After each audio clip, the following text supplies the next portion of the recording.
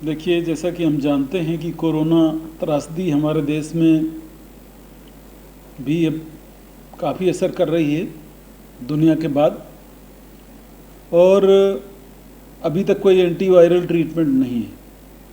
तो हमने यूँ किया कि कोरोना के बारे में डिटेल अध्ययन किया और 6 जो इम्पॉर्टेंट साइट्स बॉडी में हैं जहाँ कोरोना ज़्यादा इफ़ेक्ट करता है, मुख्य तौर से तो श्वसन का पूरा तंत्र और फेफड़े, इनको इफ़ेक्ट करता है, खून को इफ़ेक्ट करता है और बॉडी की ओवरऑल इम्यूनिटी जो है उसको इफ़ेक्ट करता है। अगर वो कम है तो ये सक्सेस हो जाता है।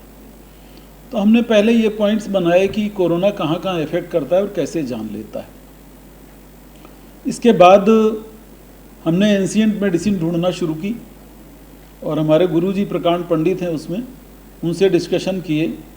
तो करीब 20 हमको ऐसी हर्बो मिनरल्स प्रिपरेशंस मिली, सब्सटेंसेस मिले जिनको इन सिस्टम्स में जहाँ जहाँ कोरोना इफ़ेक्ट करता है वहाँ पे इस्तेमाल किया जा सकता था।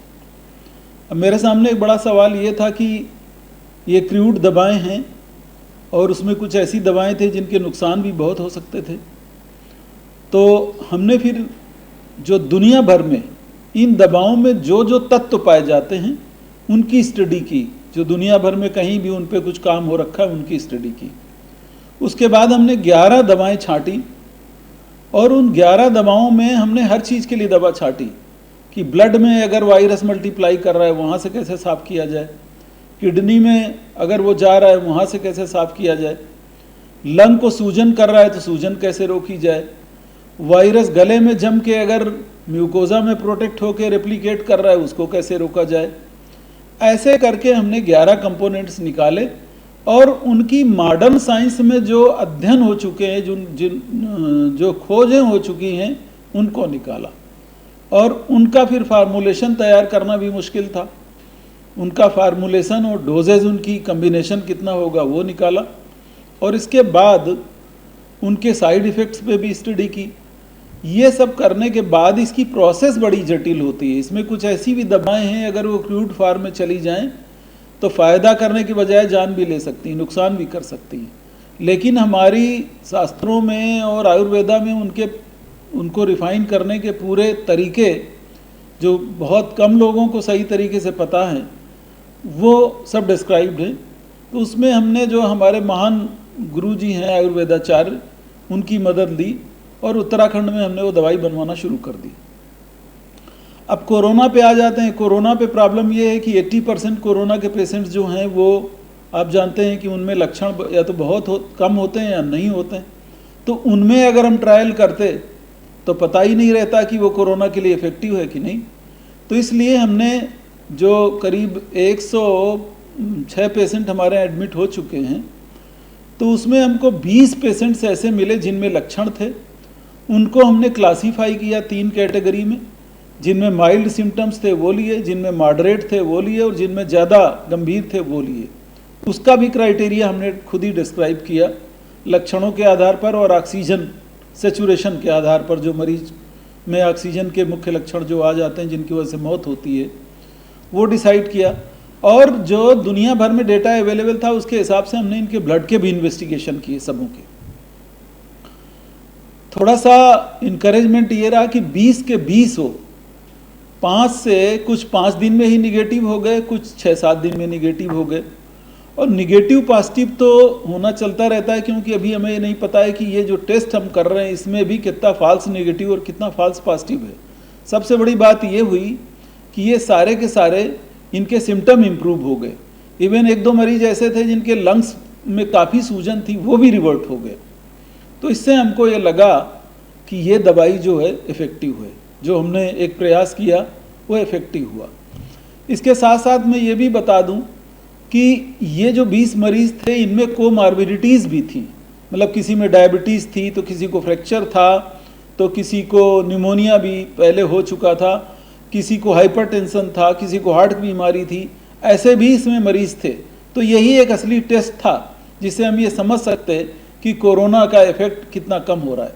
फॉर्चुनेटली इन 20 मरीजों में रिजल्ट्स बहुत इनकरेजिंग आए और इसमें जो ब्लड के इन्वेस्टिगेशंस हैं वो भी हमने किए, उस पर भी हम गाइडलाइन जारी करेंगे आने वाले दिनों में, ताकि जो ये हमारे किट्स कम पड़ रहे हैं इसमें भी एक स्क्रीनिंग का एक क्राइटेरिया आगे हो सकता है, हम निजात कर पाएँ। कितना इफेक्टिव हो गए तो मुझे नहीं पता है, लेकिन अभी जो हमको फाइंडिंग्स मिली हैं उसमें हम काफ़ी इनकरेज्ड हैं। अब ये दवाई तो सक्सेसफुल 20 पेशेंट्स में हो ही गई है, अभी 3 पेशेंट्स और निगेटिव हो गए हैं और कुल मिला के 26 मरीज ऐसे हैं जिनमें आराम आ चुका है, जो जिनमें लक्षण थे। अब इसमें हम ये भी बता दें कि ये राज निर्माण बटी जो है, जो स्पेसिफिक दवा है, उसके साथ साथ हमने राज निर्माण क्वाथ का भी इस्तेमाल किया है। ये हमारा काढ़ा है, इसमें साधारण तत्व हैं जो हर हाउस या होम किचन में मिल जाते हैं, उनको हमने विधि से इस्तेमाल किया। तो ये भी मैं बताता चलूँ कि ये जो 85 मरीज ठीक होकर डिस्चार्ज हो गए हैं, उसमें जो ये 20 लक्षण वाले भी थे, तो इनमें ये काढ़ा भी 2 बार दिया गया है। और 260 हेल्थ वर्कर जो कोरोना में ड्यूटी में थे उनको भी वो काढ़ा दिया गया। तो हम जानते हैं कि 30 से 40% केसेस में हेल्थ वर्कर्स को भी इन्फेक्शन हो रहा है। फॉर्चुनेटली अभी तक उनमें भी किसी में कोई लक्षण देखने को नहीं मिले। तो इससे ये लगता है कि ये जो राज निर्माण क्वाथ काढ़ा जिसको हम कहते हैं और राज निर्माण बटी, ये दोनों अगर मॉडर्न गैजेट के साथ इस्तेमाल किए जाएं, मॉडर्न इन्वेस्टिगेशन, और ऑफ कोर्स मैं ये भी बता दूं हमने इनमें विटामिन्स भी दिए हैं, मिनरल्स भी दिए हैं, तो उससे भी इम्यूनिटी इनकी एनहांस हुई। तो इस तरह हमने जब वायरस पे अटैक किया, यहाँ तक कि हमने ब्रीदिंग एक्सरसाइज भी करवाई फिट मरीजों को, तो अभी जो पॉजिटिव रिजल्ट्स आए वो ये हैं कि कोई भी मरीज सीवियर नहीं हुआ, नंबर 1। नंबर 2, जो लक्षण जिनको थे वो इम्प्रूव हो गए। नंबर 3, जो कोमॉर्बिडिटीज़ थी उनमें भी इम्प्रूवमेंट आया।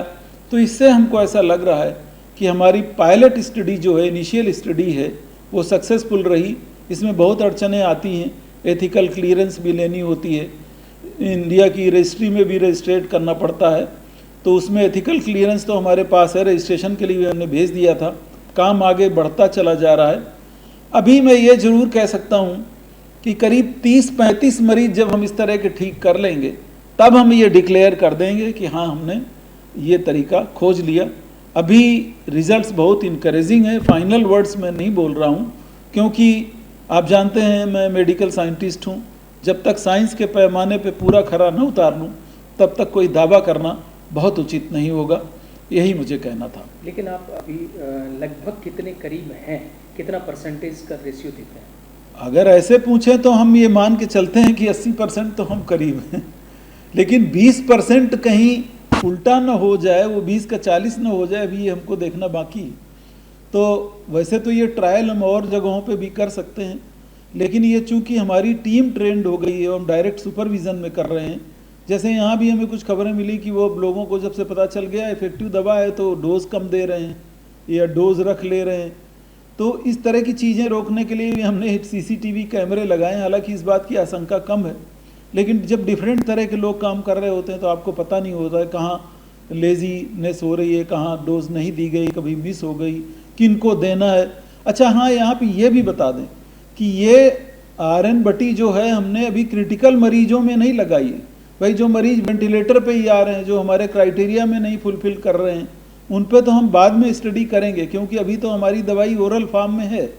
अगर ज़रूरत पड़ी, आवश्यकता पड़ी तो हम इसके इंजेक्शन या कैप्सूल भी बनाएंगे, और तब हम उन गंभीर मरीजों में भी इसका प्रयोग करेंगे मॉडर्न गैजेट के साथ।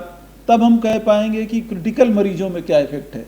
अभी हम बात कर रहे हैं सिम्टोमेटिक मरीज जो थोड़ा सीरियस भी हैं, क्रिटिकल नहीं हैं, उनमें भी ये सक्सेसफुल रही है।